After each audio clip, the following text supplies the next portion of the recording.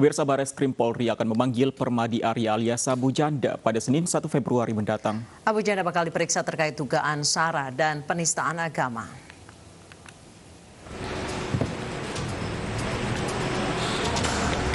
Penyidik Bareskrim Polri akan memanggil Permadi Arya alias Abu Janda pada Senin 1 Februari 2021.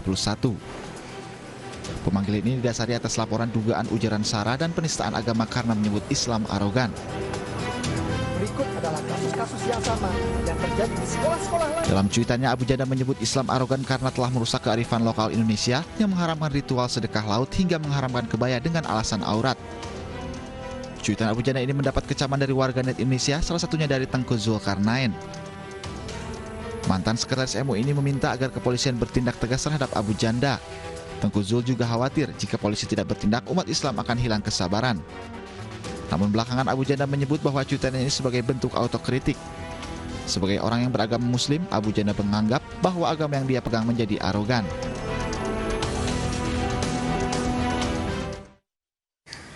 Pemirsa, Ketua Umum PBNU Said Akil Siroj meminta Kapolri untuk menelusuri dugaan aliran dana Basnas yang diduga mengalir ke ISIS. Said Akil meminta Polri bekerja sama dengan Basnas untuk menelusuri dugaan aliran dana ke ISIS tersebut.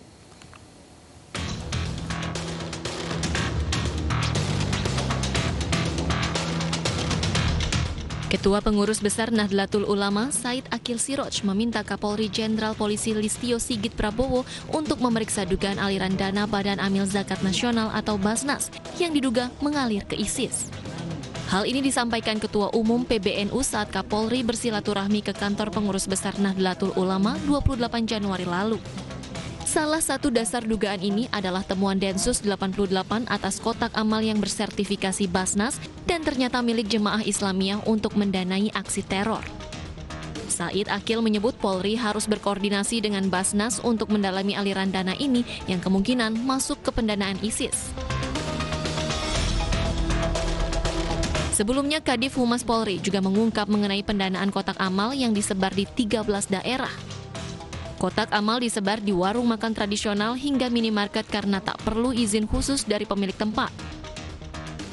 Sementara itu, Basnas mengaku telah memeriksa dugaan beberapa kotak amal yang disebar Lembaga Amil Zakat Abdurrahman Bun Auf atau LAS-ABA pada Desember 2020 yang mengalir ke ISIS. Basnas juga telah menelusuri dugaan aliran dana ke ISIS melalui surel dan telepon. Basnas juga memastikan bahwa LAS-ABA tidak terdaftar di Basnas. Tim Liputan iNews melaporkan.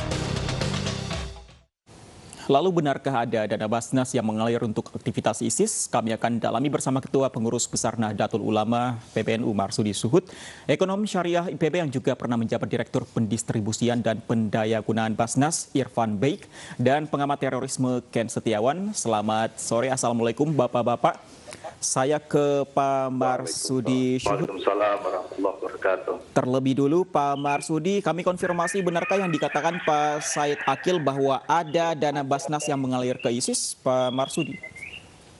Ya, bahwa Profesor Dr. Kiai Said Akil Siroj itu mempertanyakan kepada Basnas, pada Profesor Dr.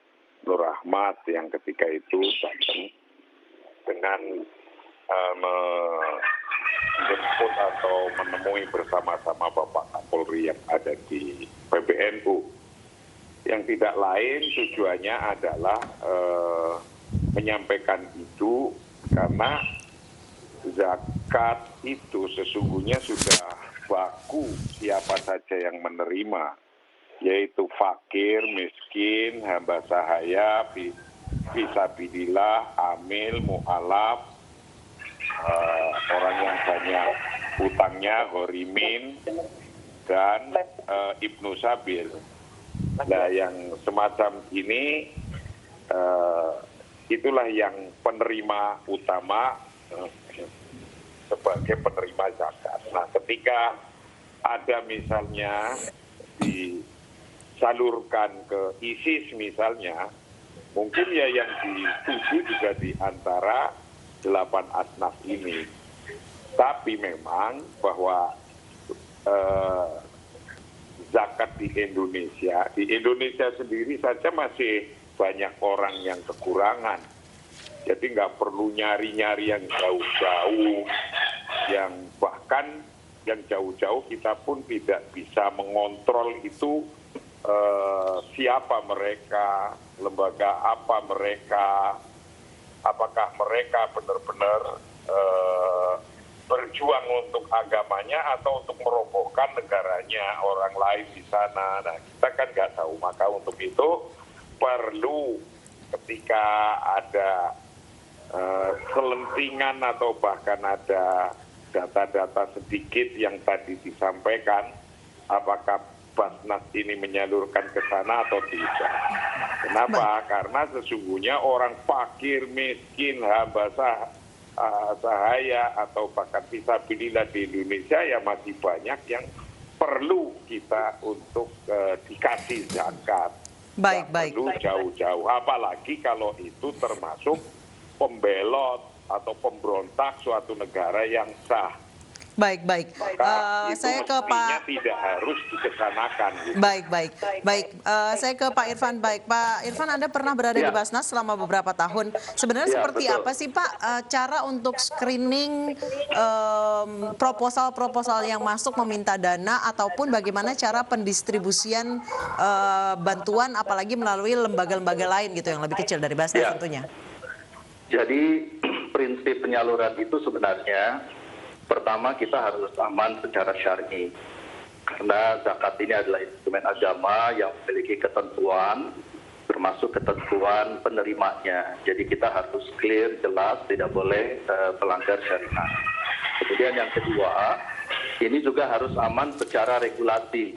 Artinya aturan penyaluran itu harus sejalan dengan undang-undang. Kita punya Undang-Undang Nomor 23 tahun 2011 dengan peraturan pemerintah. Kemudian juga kita memiliki peraturan Basnas Nomor 3 tahun 2018 dan SK Ketua Basnas sebagai guidance kita di dalam melakukan penyaluran. Dan yang ketiga, tentu harus dilaksanakan dalam kerangka tata kelola yang baik. Nah, tata kelola ini itu sudah diatur ya bahwa setiap usulan yang berasal dari masyarakat ini harus melalui sejumlah proses, mulai dari proses penerimaan, kemudian juga kita melakukan assessment sampai kepada keputusan apakah kita akan membantu atau tidak. Nah, jadi seperti itu proses tata kelola kalau untuk usulan program dari masyarakat. Nah, jadi dalam kerangka ini maka selama saya dulu pernah di Basnas ya, kita memastikan bahwa proses penyaluran itu dilakukan secara tepat dan juga kita melakukan analisis dan juga mengukur bagaimana dampak dari penyaluran zakat itu kepada upaya kita mengentaskan kemiskinan dan meningkatkan kesejahteraan. Pak Irfan, beberapa waktu yang lalu sempat ditemukan ada kotak amal yang katanya disertifikasi oleh Basnas milik Jamaah Islamiyah untuk mendanai aksi teror. Kemudian Pak Said Akil Siroj juga mengatakan saat ini baru bersih-bersih. Jangan-jangan kemarin-kemarin sempat ada aliran dana yang ke ISIS. Kalau melihat dari selama Anda berada di Basnas, mungkinkah ini terjadi? Ya, kalau terkait dengan penyaluran, ya apalagi membiayai lembaga-lembaga di luar negeri, itu kita tidak sembarangan. Ya, prosesnya itu sekali lagi melalui proses screening yang sangat ketat. Misalnya kalau untuk kita di luar negeri, misalnya ya, antara lain penyaluran untuk Rohingya. Nah, pada saat itu justru kita menyalurkan dananya bersama dengan kunjungan Pak Presiden pada saat itu ke Cox's Bazar ya sekitar tahun 2018. Demikian pula kalau misalnya kita bekerja sama untuk membantu saudara-saudara kita di Palestina yang mengusulkan bantuan, kita kolaborasi dengan institusi yang trustable. Dalam hal ini kita berkolaborasi misalnya dengan JHCO, satu lembaga resmi di Yordan yang dipimpin oleh Paman Raja Yordan yang diketuai oleh orang yang sekarang menjadi Menteri Sosial Yordan. Nah, jadi artinya proses-proses ini kita lakukan dengan baik dan kita juga mengacu kepada yang disebut dengan zakat core principles. Ini adalah satu prinsip pengolahan zakat yang disepakati secara internasional dan sudah diverifikasi dan diadopsi bersama oleh Global Zakat Forum yang beranggotakan 40 negara, di mana di dalam klausul ya penyaluran itu kita harus memastikan bahwa penyaluran zakat harus comply dengan international regulation, termasuk anti money laundering dan anti kejahatan yang lainnya. Baik Pak Irfan, saya ke Pak Ken Setiawan. Pak Ken, dengan proses yang sudah dijelaskan oleh Pak Irfan tadi, bagaimana Anda melihatnya? Apakah memang cukup gampang, misalnya salah satunya tempat-tempat yang dijadikan sebagai tempat untuk mengumpulkan kotak amal, misalnya di rumah makan dengan tanpa izin yang cukup mudah. Apakah Anda melihat bahwa untuk pengumpulan dana terorisme tersebut juga cukup mudah dilakukan? Ya, terima kasih. Assalamualaikum warahmatullahi wabarakatuh. Waalaikumsalam warahmatullahi wabarakatuh. Terkait pendanaan untuk kelompok radikal dan terorisme sebenarnya sudah saya sampaikan lama dari tahun 2005 pada saat itu.